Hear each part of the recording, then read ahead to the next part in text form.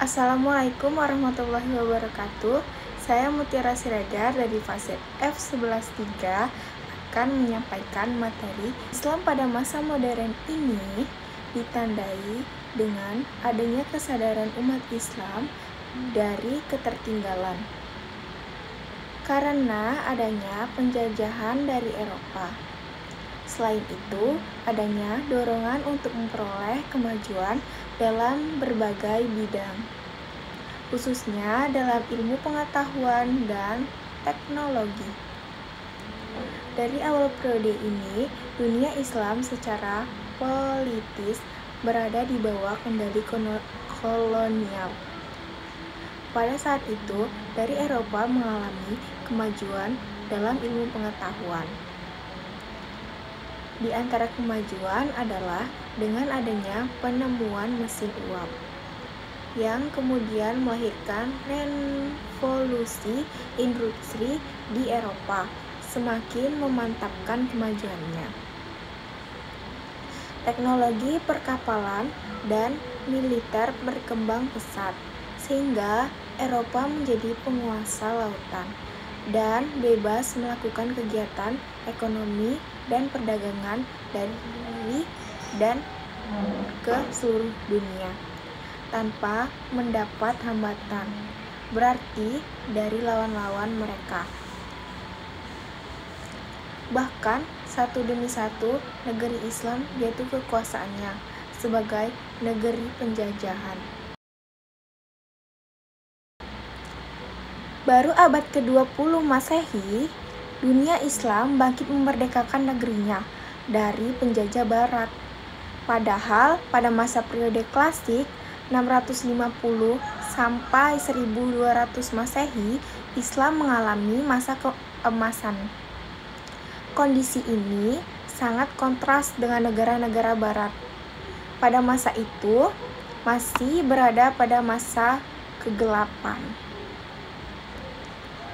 Karenanya, pada masa modern ini muncul kesadaran umat-umat Islam terhadap kelemahan dirinya dan adanya dorongan untuk memperoleh kemajuan dalam berbagai bidang, khususnya dalam bidang ilmu pengetahuan dan teknologi. Adapun tokoh-tokoh Islam pada masa modern: A. Muhammad Ali Pasha, tahun 1765 sampai 1849 Masehi.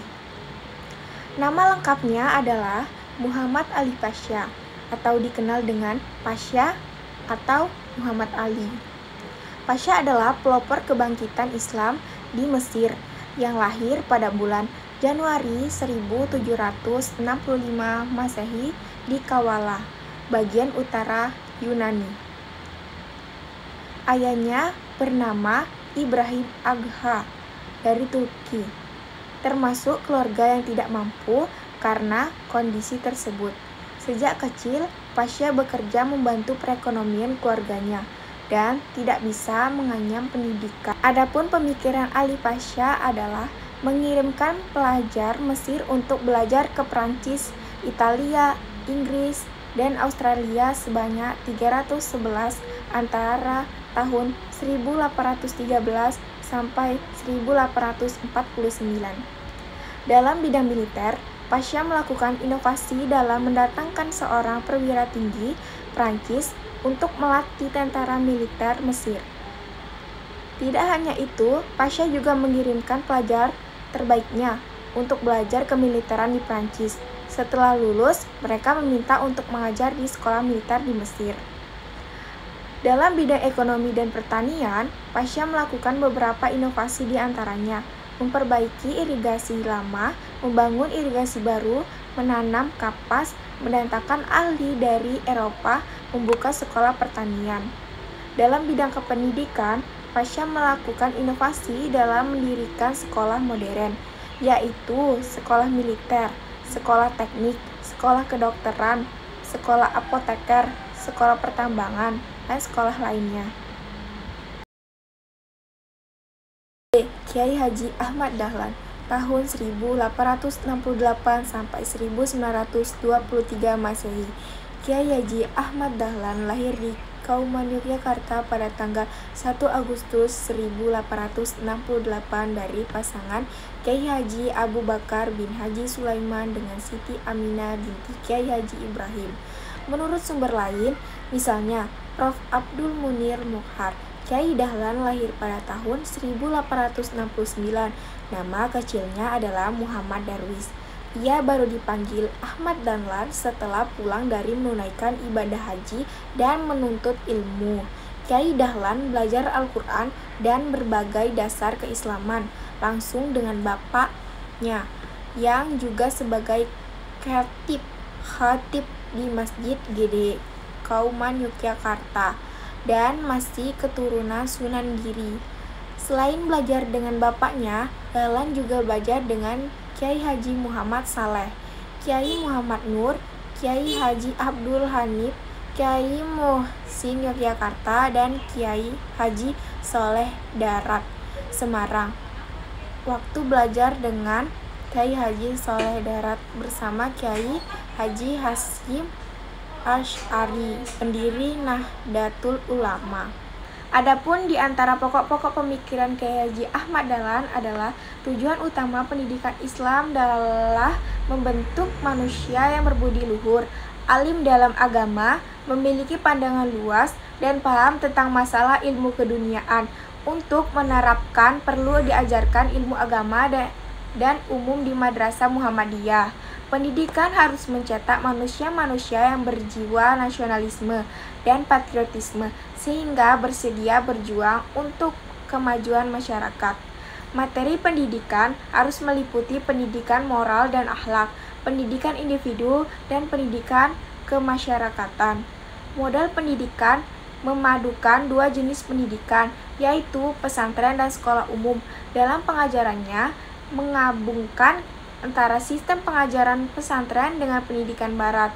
Usaha tersebut diwujudkan dalam bentuk lembaga pendidikan yang bersifat spesifik, yaitu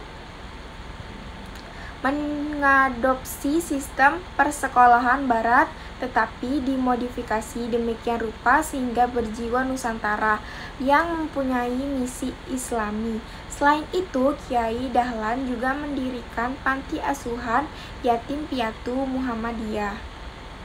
C. Rashid Ridho, tahun 1865 sampai 1935 Masehi. Nama lengkapnya adalah Muhammad Rashid bin Ali Ridho bin Syamsuddin bin Baha Uddin Al-Qalmuni Al-Husaini. Nama populernya adalah Rashid Ridho. Ia dilahirkan di Qalamun, yang tidak jauh dari kota Tripoli, Lebanon, pada tanggal 23 September 1865 Masehi. Ridho termasuk anak yang rajin. Pada saat itu, anak-anak seusianya asik main. Ia justru menghabiskan waktu untuk membaca buku. Setelah menyelesaikan pendidikan di Qalamun, ia melanjutkan pelajaran di Madrasah Al-Wathaniyah Al-Islamiyah, Sekolah Nasional Islam di Tripoli. Adapun pokok-pokok pemikiran Rashid Ridho adalah sebagai berikut. Kemunduran umat Islam dalam berbagai aspek kehidupan adalah karena umat Islam yang berpaling dari ajaran-ajaran Islam.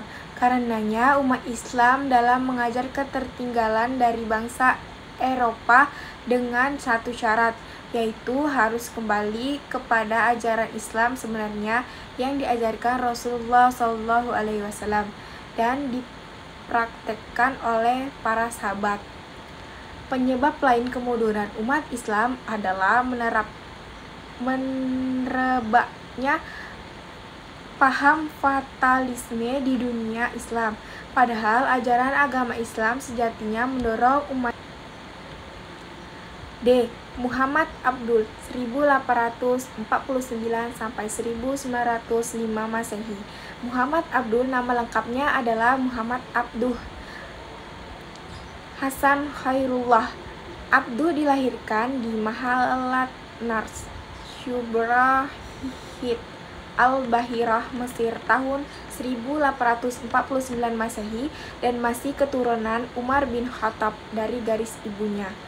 Abduh belajar agama ke Syekh Ahmad pada tahun 1862, kemudian melanjutkan ke Universitas Al-Azhar, Kairo pada tahun 1866.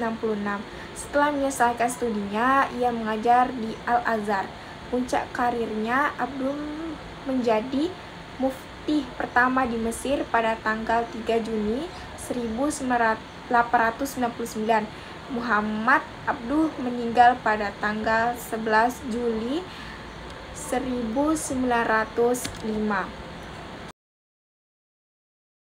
Sedangkan ide pokok pikiran Muhammad Abduh adalah dalam bidang pendidikan, yaitu menawarkan agar dilakukan lintas disiplin ilmu, yakni antara kurikulum madrasah dan sekolah. Tujuannya untuk meningkatkan dikotomi antara ulama dan ilmuwan modern. Pengembangan pendidikan, yaitu mendirikan sekolah menengah pemerintahan dalam berbagai bidang, misalnya administrasi, militer, kesehatan, perindustrian, dan sebagainya. Kemudian, Abduh melakukan pengembangan kurikulum sekolah dasar, menengah, kejuruan, dan universitas di Al-Azhar. Selain itu, ia melakukan pembaruan dalam pendidikan Islam. Pintu ijtihad masih terbuka lebar bagi umat Islam. Ijtihad merupakan dasar penting dalam menafsirkan kembali ajaran Islam. Islam adalah ajaran rasional yang sejalan dengan akal. Dengan akal, maka ilmu pengetahuan menjadi maju. Kemajuannya, negara harus dibatasi oleh konstitusi yang dibuat oleh negara yang bersangkutan. Ini adalah beberapa ceramah tentang materi peradaban Islam pada zaman modern. Kata Nabi, akan hidup di masa umatku, teknologi begitu cepat, taqarrubul aswaq, pasar mudah diakses. Yang tadinya ibu naik angkot ke pasar belanja, sekarang klik handphone datang. Itu hadisnya ada.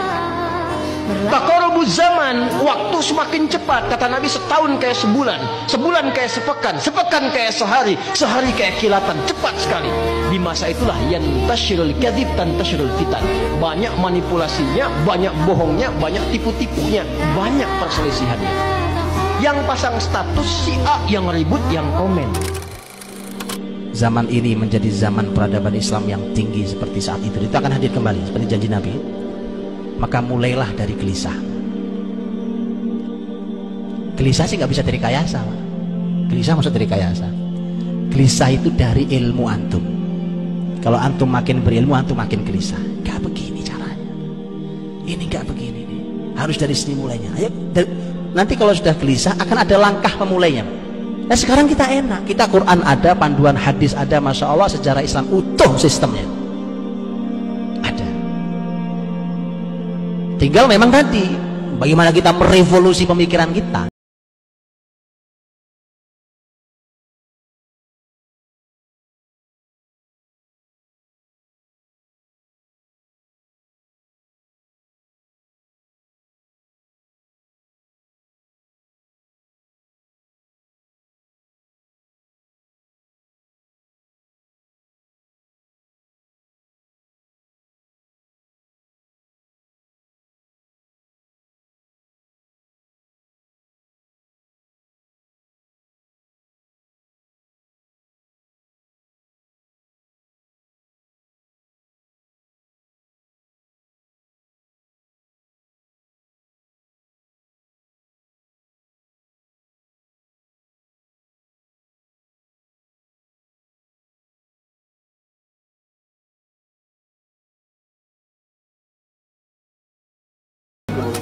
Muda yang menghabiskan masa mudanya di dalam ketaatan kepada Allah, sehingga anak muda yang menghabiskan masa mudanya di dalam ketaatan kepada Allah disebut sama Nabi Muhammad sallallahu alaihi wasallam salah satu dari 7 golongan yang besok mendapatkan naungan dari Allah di hari yang tidak ada naungan selain naungannya, yaitu adalah syabun nasya'a fi ibadatillah, pemuda yang menghabiskan masa mudanya dengan menghamba beribadah kepada Allah Subhanahu wa taala.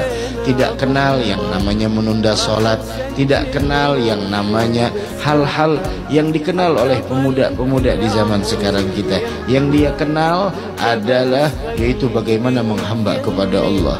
Biarkan anak muda lainnya mengoloknya, membulinya, mengejeknya, ketinggalan zaman, tidak jadi masalah.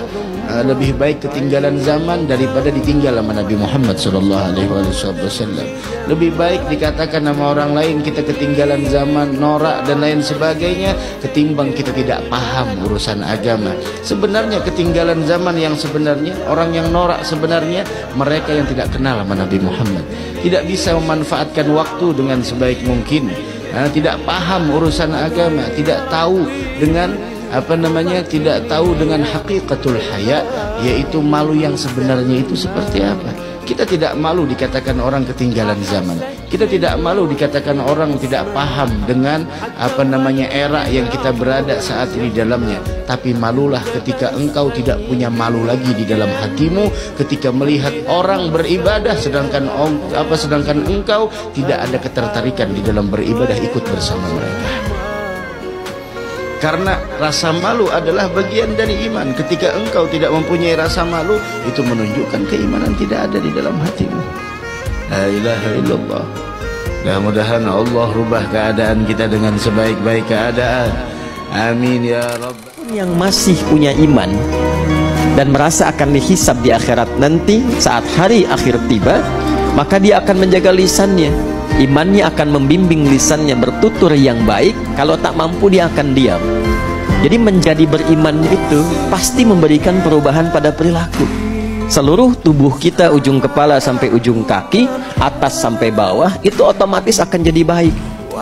Karena itu kalau kita mengatakan beriman dan iman itu yang kita klaim belum mampu merubah menjadi pribadi yang lebih baik, maka patut dipertanyakan keimanannya.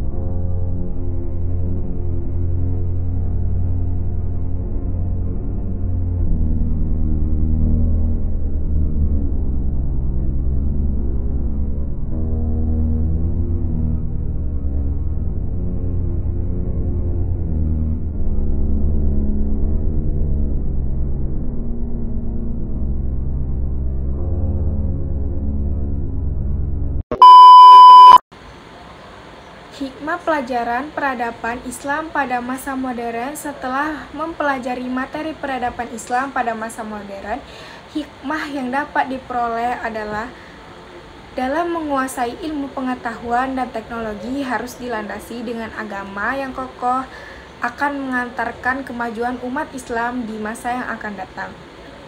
Mengkaji Al-Quran, hadis, dan ijtihad para ulama sebagai fondasi untuk membangun peradaban umat Islam yang rahmatan lil alamin di masa yang akan datang.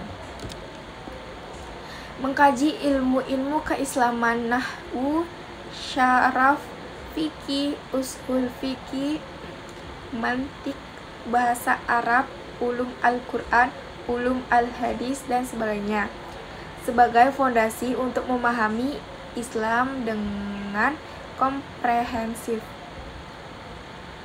Belajar sejarah pada masa modern, kalian akan mengetahui kelebihan dan kelemahan pada masa lalu. Hal itu menjadi bahan introspeksi untuk menetap pada masa depan umat Islam. Berpikir dinamis sesuai dengan perkembangan zaman baik sekarang maupun masa yang akan datang. Umat Islam seharusnya menjadi pelopor perubahan sebagaimana termaktub dalam Al-Quran surat Al-Ra'd, memperkuat semangat ukhuwah Islamiyah, persaudaraan sesama umat Islam, ukhuwah wadhaniyah, persaudaraan sesama warga negara, dan sekian materi peradaban Islam pada masa modern sesama manusia yang dapat saya sampaikan. Mohon maaf bila saya pengungkapannya salah, ada salah kata, mohon dimaafkan. Saya akhiri. Wassalamualaikum warahmatullahi wabarakatuh. Syukron.